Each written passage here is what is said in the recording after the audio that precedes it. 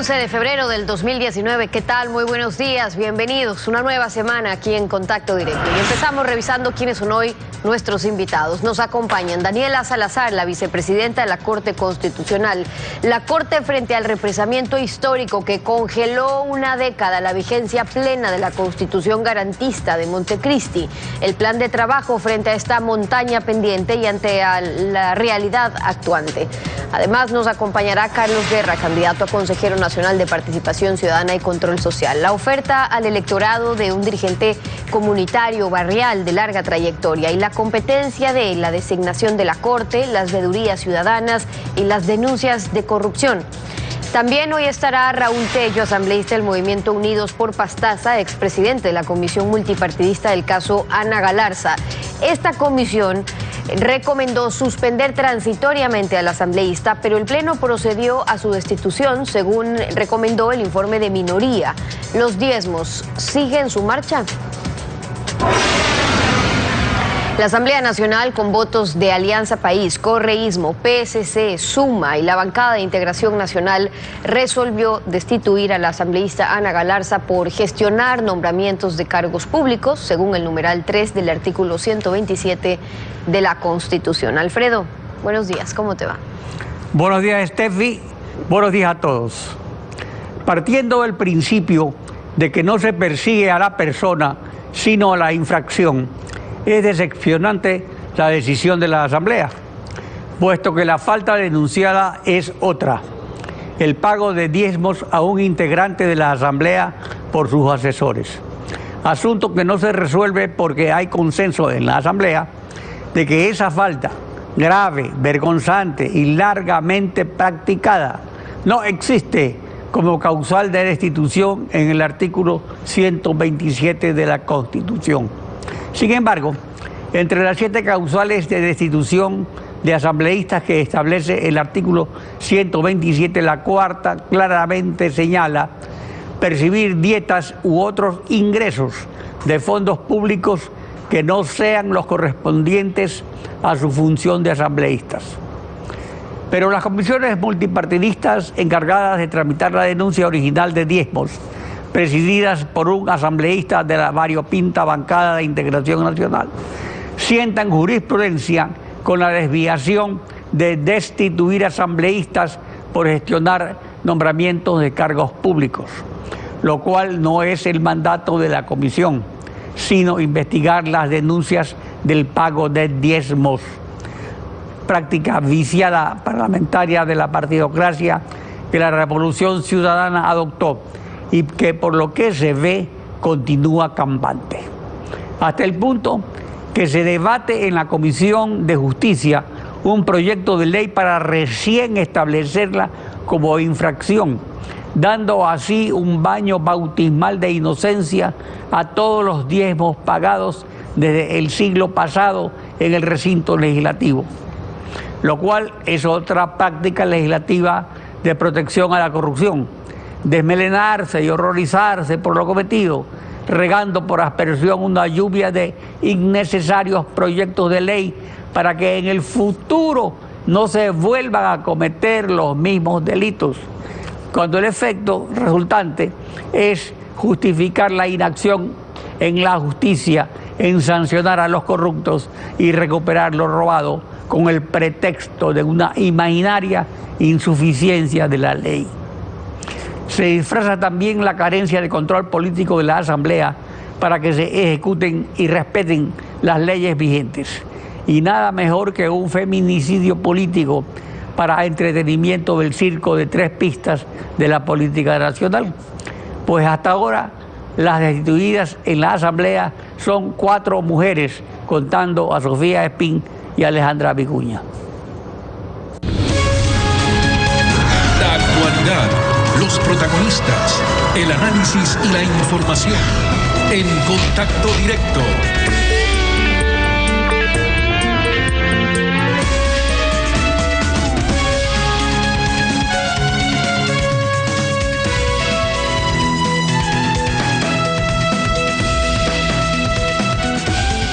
Daniela Salazar, doctora en jurisprudencia, con una maestría en leyes, con trayectoria laboral en la Comisión Interamericana de Derechos Humanos, en la Oficina del Alto Comisionado de Naciones Unidas para los Refugiados y el Centro de Mediación Fundación Fabián Ponce, catedrática de la Universidad de San Francisco de Quito. El de juez de la Corte Constitucional es su primer cargo público. Daniela Salazar, vicepresidenta de la Corte Constitucional. Buen día, bienvenida a Contacto Directo. Muy buenos días, Alfredo. Durante una década la Constitución de Montecristi se usó para maquillar la legitimidad de una dictadura plebiscitaria, pero no se aplicó. Prueba de ello son 10.514 causas inadmitidas de 25.840 presentadas.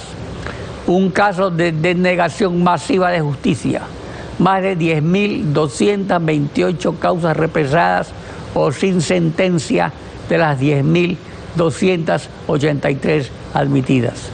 Además, están las nuevas causas que se están presentando. ¿Cómo organizará el trabajo la Corte? Alfredo, el trabajo de la Corte y el reto de la Corte ahora no tiene que ver solo con las causas atrasadas. El reto de la Corte tiene que ver con recuperar el rol de la Corte Constitucional como un órgano capaz de generar cambios estructurales en la sociedad, un órgano que realmente pueda hacer realidad la Constitución. Ahora, por supuesto que uno de los principales desafíos que enfrenta la Corte tiene que ver con este atraso procesal que recibe. Si vemos un poco los números, podemos ver que prácticamente la Corte anterior nos hereda la misma cantidad de causas que esa Corte resolvió en aproximadamente 10 años. Así que el reto es enorme. Ahora tenemos algunas soluciones que ya hemos propuesto entre los jueces y que se han hecho públicas. Una de ellas tiene que ver, por ejemplo, con resolver los casos de manera cronológica. La Corte anterior no resolvía los casos de manera cronológica, sino que escogía aquellos casos que le interesaban a la Corte o que le interesaban al poder, lo que es más grave, y encajonaba otros casos que eran de suma importancia para la sociedad.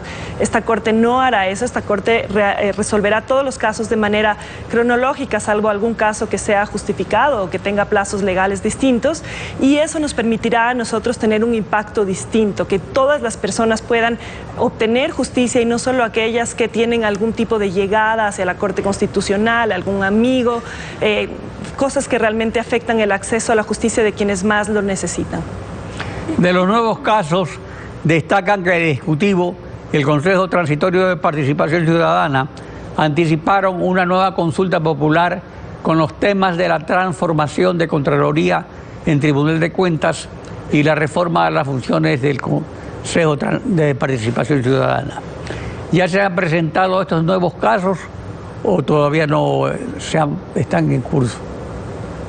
El caso todavía no ha sido presentado ante la Corte Constitucional, no existe una solicitud para que la Corte emita un dictamen, sea de reforma a la Constitución o de consulta popular, ni mucho menos. Por el momento no se ha presentado ante la Corte Constitucional. ¿Se debería consultar reformas a la Corte Constitucional para que recupere el rol histórico que le corresponde? Mire, la Corte Constitucional, el cambio que se ha hecho ahora en su composición es ciertamente insuficiente para generar esos cambios que se requieren. Por supuesto que los nuevos jueces vamos a hacer todo lo posible y vamos a contribuir con nuestro trabajo para que existan los cambios necesarios, pero eso es insuficiente. Hay muchas otras medidas que se tienen que adoptar y que no solo tienen que ver con el atraso procesal, tienen que ver también con modificar los criterios que la Corte toma en cuenta al momento de decidir los casos, porque hoy por hoy esa inflación de causas tiene que ver también con que la Corte no siempre fue estricta al momento de decidir con qué criterio admite los casos. Entonces, la Corte tiene ahora un desafío gigante de evitar esa inflación de causas, porque cuando tiene una inflación de causas, la Corte tiene otros problemas. Sus sentencias pueden ser incoherentes, no tienen calidad, no tienen impacto, los otros jueces y la ciudadanía no conocen sus sentencias, no se puede hacer cumplir esas sentencias. Entonces, la Corte tiene que realmente mejorar en los criterios con los cuales admite los casos y decide los casos. Eso no necesariamente pasa por una reforma legal o constitucional, pasa simplemente por aplicar incluso causales de inadmisibilidad que están en la ley y que la Corte anterior decidió no aplicar. Una de las violaciones más frecuentes y numerosas a la Constitución están en las aproximadamente 70 leyes dictadas por la Asamblea sumisa al Ejecutivo, con disposiciones que irrespetan la norma constitucional, incluidos también sus reglamentos. ¿La Corte puede de oficio revisar estas leyes? ¿O es necesario que el interesado solicite esa revisión? ¿O es necesario que lo autorice una consulta popular como una labor de limpieza de la jurisprudencia de la Corte?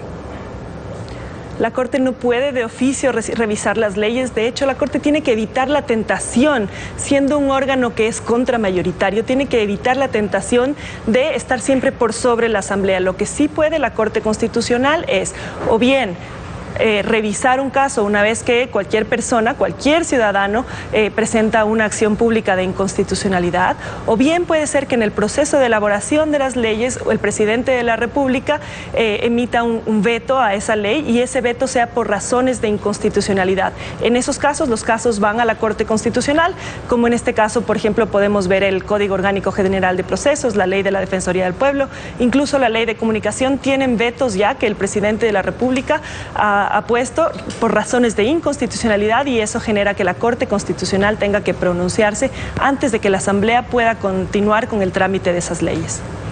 Pero yo me refiero a los casos frecuentes de iniciativas legislativas del presidente de la República y luego de casos en que estas iniciativas legislativas contienen normas que contravienen la Constitución y que pasan por lo que se llamó el Ministerio de la Ley, la Asamblea convertida en un ministerio del Ejecutivo sin que se percate ni le interese la compatibilidad con la norma constitucional.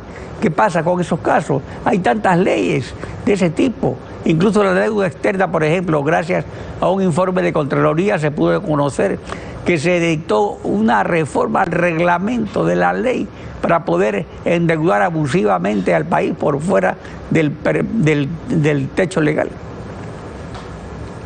También en esos casos la Corte no puede pronunciarse de oficio. Cualquier persona, no es necesario ni siquiera ser abogado, cualquier persona, cualquier grupo de personas puede presentar ante la Corte Constitucional una acción de inconstitucionalidad, sea de una ley, de un reglamento, de un acuerdo ministerial, de cualquier tipo de norma, pero la Corte no puede pronunciarse de oficio, no está entre sus facultades, y sería muy grave que la Corte Constitucional empiece ahora su nuevo rol violando la propia Constitución. Todo organismo público tiene que estar siempre sujeto a las facultades estrictas que la Constitución le asigna. Entonces, en el caso de proyectos de ley y de decisiones de la Asamblea, del Ejecutivo o de las funciones judicial y electoral de dudosa constitucionalidad, ¿se necesitaría hacer una revisión? ¿Se necesitaría una consulta popular que autorice a la Corte a hacer esa revisión? ¿O cree que no es necesario? La Corte está autorizada, una vez que las personas presenten una acción pública de inconstitucionalidad, no puede hacerlo de oficio, y no creo que sería adecuado, ese es mi criterio personal, que la Corte se reforme la Constitución para que de oficio la Corte pueda pronunciarse sobre esos casos. Eso sería, nuevamente, otorgarle a la Corte Constitucional un poder que sería desbalanceado frente a otros poderes que son mayoritarios, que son representativos, como es el de la Asamblea Nacional. Es importante también el balance de poderes, y eso es parte de toda democracia. Daniela Salazar, vicepresidenta de la Corte Constitucional. Gracias por acompañarnos en Contacto Directo. Estefi. Son las 7 de la mañana con 14 minutos. Vamos a una pausa y cuando regresemos estará Carlos Guerra, candidato a consejero nacional de Participación Ciudadana. La propuesta de trabajo para el quinto poder del Estado basado en su amplia trayectoria como dirigente comunitario y barrial. En pocos minutos estamos de vuelta. No se vayan.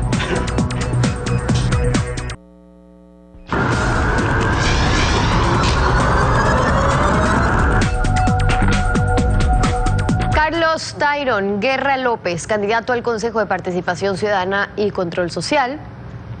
Tiene 70 años, es de Jipijapa, en Manabí, fue profesor de educación primaria con 32 años de servicio fiscal, es jubilado, abogado con 36 años de experiencia, fue comisario de la Policía del Cantón Puerto López, dirigente barrial en Puerto Viejo, en Jipijapa y Puerto López, y presidente del Consejo Barrial del Cantón Puerto López. Bienvenido a Contacto Directo. Buenos días, distinguida dama del periodismo nacional. Buenos días, ecuatorianos, buenos días, ecuatorianas, y mi saludo efusivo a esa selección sub-20 que nos ha dado la inmensa alegría a todos los ecuatorianos al haber logrado esa hazaña histórica en el fútbol que es el conseguir el campeonato sudamericano de su categoría. Una muy buena noticia. Ahora, con lo que respecta a este concurso, como presidente de consejos barriales, coordinador de veedurías ciudadanas, usted ha tenido la oportunidad de trabajar muy de cerca con la comunidad. ¿Cómo lograr que en el consejo exista esa verdadera participación ciudadana en las labores de lucha anticorrupción, que las denuncias de la gente ante el consejo sean canalizadas correctamente? En primer lugar, promoviendo la participación ciudadana en todos los niveles, a nivel parroquial, a nivel urbano y a nivel provincial. De esta forma, los ciudadanos, conociendo sus derechos ciudadanos, pueden ejercer justamente este control ante las autoridades y funcionarios públicos de estos gobiernos y llegar incluso a participar en todos los programas, en todos los proyectos que tienen que ver con el desarrollo socioeconómico de su localidad. De esta forma también pretendo, al organizar a la ciudadanía, pretendo que se afiance la democracia en el país. Ahora, muchos de los candidatos están de acuerdo sobre lo que hay que hacer y la inclusión en cuanto a la participación ciudadana, pero las diferencias están en el cómo. Usted propone establecer mecanismos de control anticorrupción en las instituciones públicas. ¿Cómo qué mecanismos, por ejemplo? Conociendo la ciudadanía sus derechos, muy bien puede participar en ejercer la rendición de cuentas, es decir, pedir a los funcionarios elegidos por el pueblo y funcionarios que tienen que ver en el desarrollo de las instituciones públicas, para que ellos den a conocer a través de las observaciones ciudadanas, a través de la rendición de cuentas, hasta dónde están llegando a ejercer sus funciones a favor de la comunidad. Y si no lo hacen, entonces podemos aplicar el sistema de la veeduría ciudadana, que son mecanismos de control social y que justamente son creadas para que los ciudadanos de forma libre y voluntaria puedan llegar a conocer si están cumpliendo o no han cumplido y si están cometiendo actos de corrupción o no lo están haciendo, y de esa manera elevar sus informes finales al Consejo de Participación Usted tiene Ciudadana. experiencias en veedurías y por eso pregunto, porque también tenemos los antecedentes de lo poco o nada que han servido ciertas veedurías también cuando he estado al servicio de otros intereses. ¿Qué propone al respecto? En primer lugar, acoger esas denuncias ciudadanas y que se le dé celeridad a esas denuncias, porque precisamente por el hecho de dejar en el olvido esas denuncias ciudadanas es que ha campeado la corrupción en el país. Y en ese sentido es que yo estoy firme y decidido a combatir la corrupción en el país a través de la participación ciudadana, que llegue a ejercer sus derechos ciudadanos y que de esta forma los funcionarios que están al frente de estas instituciones de desarrollo cumplan a cabalidad sus funciones. Caso contrario, pues entonces el mismo ciudadano, el mismo pueblo puede ejercer otro derecho, que es la revocatoria de mandato de esos funcionarios elegidos por el pueblo. ¿Le parece que el Consejo de Participación tiene las facultades necesarias para esa lucha anticorrupción? Si el llamado quinto poder puede ser parte procesal en las causas, emitir informes con responsabilidad, ¿tiene ya las herramientas para hacer su trabajo de lucha anticorrupción? ¿Tenía todo y faltó voluntad o qué falta? Falta decisión para aplicar lo que constitucionalmente nos está normando. Falta además el conocimiento de que si al realizarse las denuncias y hacerse las investigaciones necesarias y se implica responsabilidades, entonces el control, es decir, el Consejo de Participación Ciudadana, puede derivar esos informes finales de las veedurías, de los observatorios y, en fin, llegar a donde las autoridades competentes como Fiscalía, como Contraloría General del Estado, en ese sentido, darle solución a estos problemas, que precisamente por eso es que la ciudadanía casi no cree en el Consejo de Participación Ciudadana. ¿Por qué? Porque desconoce y también no tiene el amparo de este Consejo de Participación Ciudadana para que pueda llegar hasta el final de sus cometimientos en lo que se refiere a las denuncias presentadas por la ciudadanía. En cuanto a la designación de autoridades, muchos están siendo designadas ahora mismo por el Consejo Transitorio. Algunas de esas autoridades se van a quedar 5 años o más y el Consejo de Participación por el que están compitiendo ahora solo estará 4 años. ¿Usted está de acuerdo con esas designaciones definitivas que ha hecho el Consejo Transitorio y qué les quedaría a ustedes en cuanto a designación de autoridades entonces? Considero que debo llegar al Consejo de Participación Ciudadana y revisar si en verdad esas designaciones de las autoridades que ha hecho el Consejo Transitorio han cumplido con todos los procedimientos constitucionales. De no ser así, entonces se tiene que revisar bien y además ver si se hicieron con transparencia esas designaciones.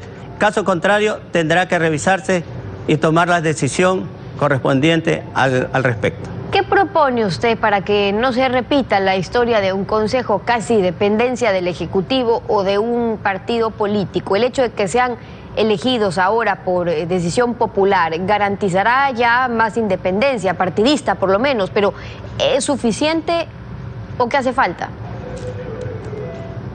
Hablo desde el punto de vista de cómo llegué yo a postularme a para llegar a ser consejero nacional. Yo me postulé como persona natural, como ciudadano, sin tener el compromiso de ningún movimiento ni partido político, ni tampoco de ninguna organización social. Es decir, el Consejo Nacional Electoral aprobó mi postulación y mi candidatura precisamente por mi hoja de vida, mi trayectoria de vida intachable. Con ello, mi única responsabilidad es con el pueblo ecuatoriano, a tal punto que si yo llego a esas instancias, entonces tengo que cumplir eso en base a mi característica personal que ha regido mi vida durante todos estos años y en ese sentido yo actuar con responsabilidad y actuar con el honor que me implica mi manera de ser. Ahora, ¿le parece que están teniendo la oportunidad suficiente para que muchos de los candidatos que de hecho no son conocidos por la ciudadanía puedan dar a conocer sus propuestas o va a terminar siendo un voto en ciego? En ese sentido, considero que el Consejo Nacional Electoral ha fallado, puesto que no ha mostrado, no ha educado al pueblo y tampoco ha enseñado qué es el Consejo de Participación Ciudadana y Control Social, cómo dirigir a estos ciudadanos, tanto de la zona rural como de la zona urbana, para que puedan llegar a ejercer su derecho ciudadano y elegir, como debe ser, a todos los ciudadanos que estamos inmersos en estas candidaturas para consejero nacional. Es decir, que en ese sentido ha fallado. Nos envía a una elección sin antes dar a conocer a la ciudadanía los pormenores de esta elección, cómo subrayar, cómo elegir, y en ese sentido estamos todos involucrados. Las observaciones y las propuestas también de Carlos Tyron Guerra López, candidato al Consejo de Participación Ciudadana y Control Social. Gracias por haber estado con nosotros. Gracias a usted y una vez más reafirmo mi compromiso es con el pueblo ecuatoriano. Buenos días, vamos a una pausa con ustedes y cuando regresemos estará Raúl Tello, asambleísta, expresidente de la Comisión Multipartidista del caso Ana Galarza. El Pleno resolvió mayoritariamente la destitución de Galarza, desechando el informe de mayoría de la comisión. Lo analizamos al volver. Quédese con nosotros.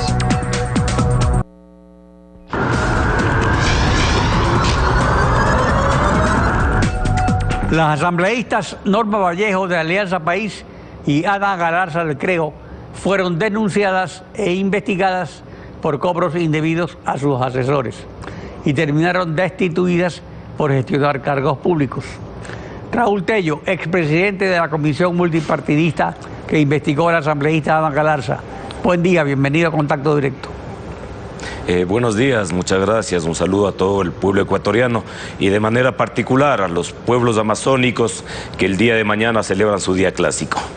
La Comisión Multipartidista que usted presidió aprobó un informe de mayoría suscrito por usted y María de Lourdes Cuesta de Creo, que concluyó, al no haberse verificado que la asambleísta Ana Galarza haya incurrido en las prohibiciones establecidas en el artículo 163, numeral 3 de la Ley Orgánica de la Función Legislativa, esta comisión recomienda al Pleno de la Asamblea Nacional no acoger la denuncia presentada en su contra por el asambleísta Ronnie Aleaga.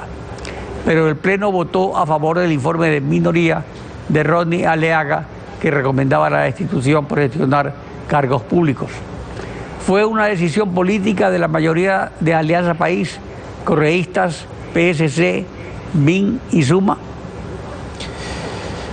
Bueno, en la Asamblea Nacional viene ocurriendo algo que es absolutamente grave, de que por encima de la legalidad, por encima de cumplir la Constitución y la ley, opera una mayoría correísta y morenista, apoyado también por otros grupos políticos, en la perspectiva de cumplir objetivos, por un lado, del lado del correísmo, objetivos de venganza, objetivos de odio, de revanchismo, y por otro lado, por el lado del morenismo, de cumplir objetivos que tienen relación con darle circo al pueblo, en la finalidad de esconder los grandes problemas que tiene el país.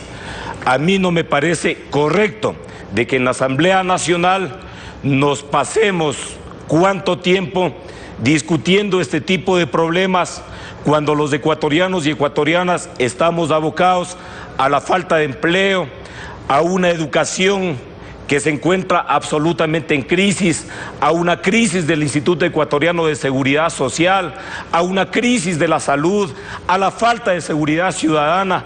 Pero sin embargo, sí, le entregamos circo al pueblo.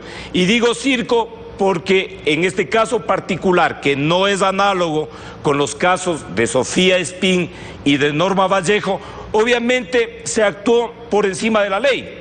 Primero, porque el artículo 164 de la Ley Orgánica de la Función Legislativa, de manera imperativa, dispone de que la Comisión Multipartidista presentará un informe que fue elaborado en el marco de la imparcialidad, en el marco de la objetividad y en el marco de la legalidad. Existía una denuncia relativa a la gestión de cargo público.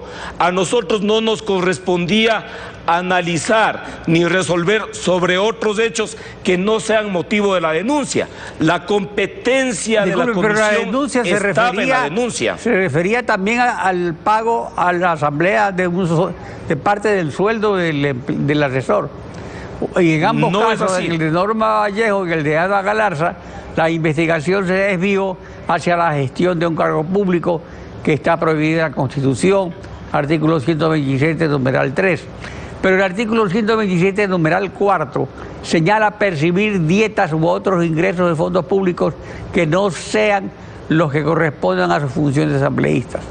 ¿Por qué no se ha aplicado nunca este artículo para sancionar los diezmos? Porque eso es lo que se sanciona, eso es lo que se publicita, eso es lo que se pretende, digamos, depurar en la Asamblea. Mire, dos cosas al respecto. Primero, nunca se presentó una denuncia relativa a diezmos en contra del asambleísta Ana Galarza. La denuncia es expresa al respecto de la gestión de cargos públicos. Al respecto de los diezmos, ¿por qué yo considero de que la Asamblea Nacional no puede proceder a analizar aquello? No únicamente por la falta de disposición legal, sino por la falta de instrumentos adecuados que tiene fundamentalmente el ámbito de la justicia. Ese es un tema que se tiene que analizar en el ámbito de la justicia. Y dicho sea de paso, en el caso de Ana Galarza no se presentó ni una sola prueba en la comisión multipartidista. Y yo no sé si en otras instancias, como en las instancias judiciales, se presentaron pruebas al respecto del cobro de diezmos. Ahí no se presentaron ni audios, ni videos, ni transferencias, ni depósitos, absolutamente nada que tenga que ver con el pago de diezmos. Entonces, pero nosotros no podíamos arrogarnos funciones. A la justicia lo de los diezmos, pero sin embargo, así se exime la Asamblea de una responsabilidad, porque esto de los diezmos es algo que ha ocurrido desde hace mucho tiempo y se lo conoce y todos lo conocen. Tal vez habría una decisión diferente que tenga que ver con los asesores de los asambleístas, porque por ejemplo, la Contraloría, la Procuraduría, superintendencias tienen sus asesorías jurídicas bien constituidas, pero en el caso del órgano legislativo, que su función es legislar, que es muy importante, no existe un cuerpo que tenga ese prestigio, esa solidez, ese respeto por parte de la ciudadanía. Y sin embargo existen estos asesores. O sea, ¿qué aportan estos asesores realmente a la Asamblea? Mire, el tema del pago de diezmos confluye en la posibilidad de cometimiento del delito de concusión. Es un delito de carácter penal. A la Asamblea Nacional no le corresponde analizar ni definir al respecto de delitos de carácter penal. Y eso no significa delito, pero sí el cobro de los diezmos. Pero eso no significa que la Asamblea se haga a un lado, porque frente a un pronunciamiento de la justicia, obviamente la Asamblea ahí tiene que actuar, y tiene que actuar primero levantando la inmunidad a solicitud de los órganos de justicia, levantando la inmunidad del legislador, del asambleísta que está en esa situación, y en segundo lugar separando del cargo a quien haya sido señalado desde el ámbito de la justicia que ha cometido un delito penal, porque lo otro significa que la Asamblea empiece a atribuirse funciones que no le corresponde y que tienen que ver de manera exclusiva con el ámbito penal. Cuarto le da una atribución que podría encajar perfectamente en sancionar el cobro de diezmos. Sí, pero la posibilidad de determinar el cometimiento de ese delito no está en una instancia de una comisión multipartidista que tiene 10 días para hacer el análisis, cuando se tiene que considerar para definir ese delito necesitamos realizar pericias, necesitamos el levantamiento del sigilo bancario, necesitamos otro tipo de acciones que la Asamblea no tiene, ni los instrumentos técnicos ni las atribuciones de carácter legal. Es por ello que esa es una competencia exclusiva de la justicia y obviamente la Asamblea no puede pronunciarse al respecto de ello. Y no lo hizo ahora, tampoco en la comisión multipartidista que investigó el caso de Norma Vallejo. El informe recomendó que al ser evidente el cometimiento de lo descrito en el artículo 165 de la Ley Orgánica de la Función Legislativa, en especial el numeral 1, referente al mal uso de las tarjetas electrónicas, se recomienda que este informe sea enviado al Consejo Administrativo CAL a fin de que este organismo aplique sanciones, que no son la destitución. O sea, ¿cuál fue la infracción de la que se encontró culpable a la asambleísta Ana Galarza? Bueno, en lo que respecta al uso de la tarjeta magnética de identificación, la Ley Orgánica de la Función Legislativa determina que esa es una falta de carácter disciplinaria, eso dice el artículo 165, y determina también cómo se debe de sancionar aquello. Aparte de eso, por parte de la propia asambleísta ha habido una aceptación pública de que se cometió esa falta disciplinaria. Por tanto, a la Asamblea Nacional le correspondía actuar en derecho, y actuar en derecho ¿pero para significa qué se cometió esa que falta? aplicando... ¿Con qué fin? ¿Por qué ella permitió que se use su tarjeta? Bueno, no fue el uso de la tarjeta de ella, fue el uso de la tarjeta de sus asesores, pero con conocimiento del asambleísta, para el ingreso fundamentalmente de su esposo a la Asamblea Nacional. Ahí se configura una falta de carácter disciplinaria. No podemos salirnos de la ley, no podemos intervenir fuera de la ley. Y en el marco de la ley, cumpliendo lo que dice el artículo 166 de la Ley Orgánica de la Función Legislativa, es que nosotros recomendamos que el CAL establezca una sanción. Pero aquí lo más importante... ¿Y la Fiscalía está investigando las denuncias de diezmos que hizo Fabricio Villamar en septiembre, como 10 denuncias? Sí, tenemos entendido de que la Fiscalía está realizando esa investigación y obviamente a la Asamblea Nacional, ¿qué le corresponde? Esperar el pronunciamiento de la justicia, porque nosotros no podemos arrogarnos funciones. Recordemos lo que dice el artículo 226 de la Constitución Política de la República. Ahí se establece de que los servidores, servidoras públicas, quienes actuemos por potestad estatal, no podemos hacer más allá de lo que determina la Constitución y la ley. Y en derecho público solo se puede hacer lo que está establecido en la Constitución y en la ley. Y en ese marco es que tiene que actuar la Asamblea Nacional. Por tanto, esas denuncias presentadas en la Fiscalía tienen que tener su resultado desde allí y de ahí sí un pronunciamiento de la justicia. Raúl Tello, gracias por su participación en Contacto Directo. Un gusto. Steffi. Así concluimos esta emisión. Ya vienen los candidatos a alcaldes en Televistazo en la comunidad y nosotros nos vemos mañana, Alfredo. Mañana continuamos rayando la desinformación en Contacto Directo. Buenos días.